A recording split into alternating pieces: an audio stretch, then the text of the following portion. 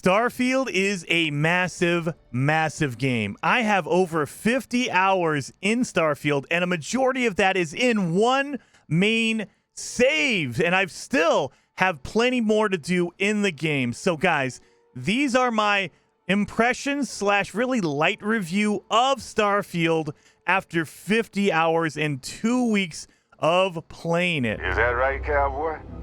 Went on a trip, huh? But before we get too deep into it, huge thank you to Bethesda for giving me a review copy 2 weeks ahead of time. That allowed me to play it for 50 hours and really get my hands dirty and see a ton of Starfield. So here are my 50-hour impressions slash very light review of Starfield. Get out of here, Dusty. You're on to bigger things. The first thing I want to jump into is performance. Now, this is going to be different depending on your situation. I was lucky enough to get a Steam PC version of the game, so I could actually go through and see how it worked on my PC. Before you ask, I am running a 10900K processor with an RTX 3080, which is above the recommended specs for Starfield, and I still ran it at 30 frames per second. Now, I'm not going to go into all the in-depth details of this because, number one, I'm not the scientist of frame rates. But number two, Digital Foundry does an amazing job breaking all this down and how it works, so I'll let them do all of that stuff. I just did not like the variance. So I got normally 40, 45 frames in a big city hub, and that would go up to 60, 70, sometimes even 80 frames per second out in the world. And I am playing on the ultra settings, and I didn't want to sacrifice the visual fidelity for a frame rate, so I would rather play it at 30 frames per second and have the game looking amazing. So that's the sacrifice I made, but didn't run into any issues with the frame rate going under 30. So no matter where I went, and I was running it again at the ultra settings, no matter where I went, where I teleported to, where I fast traveled to, 30 frames locked, which was very, very cool. And while we're talking about performance, let's talk about bugs or any issues that I had in the game. I'm going to tell you right now, I did not notice anything major in my playthrough so far in 50 hours. There is one that stood out to me, but it wasn't a game-breaking bug. It was more of an annoyance bug, and that was an audio desync from characters. Infallible?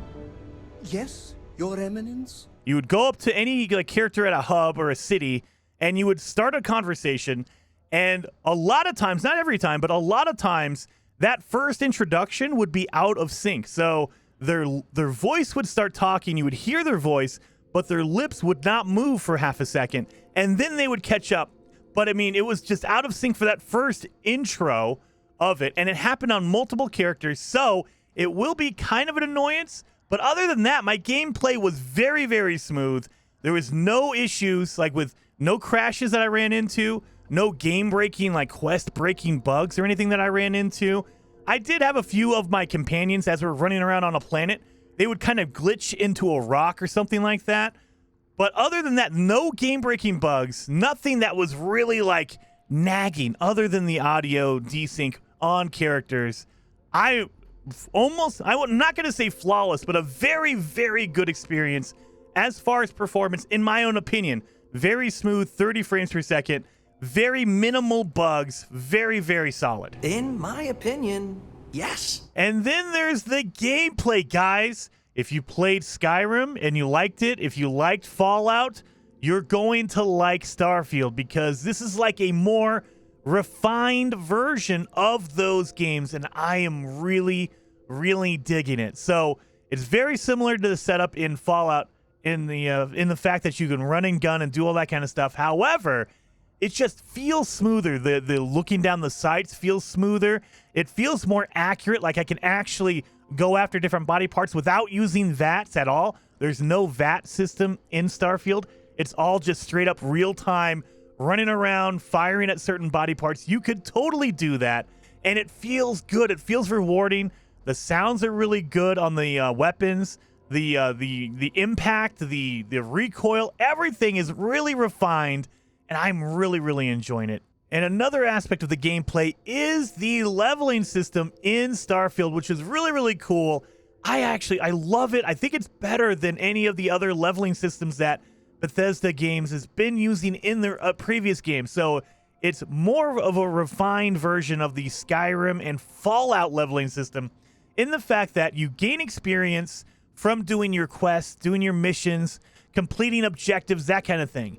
And once you level up, you gain a skill point that you can use to unlock or improve different skills. So like if you unlock the lockpicking ability, you can start using your lockpicking ability and gain experience specifically with lockpicking. And then eventually you can dump in more skill points to improve that, but you cannot rank up your abilities until you've used them.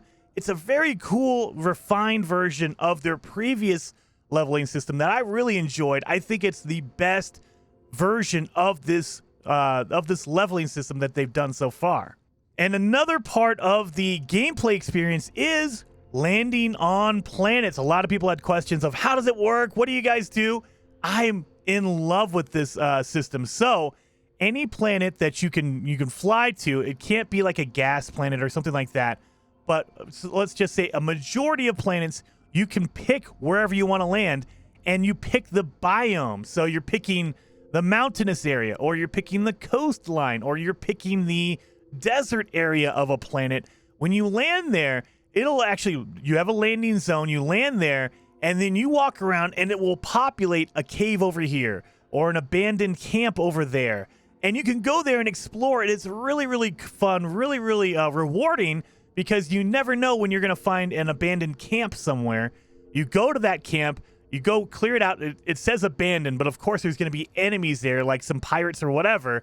Once you clear it out, you might find some really good gear. You might find some really good like resources, equipment, whatever it is.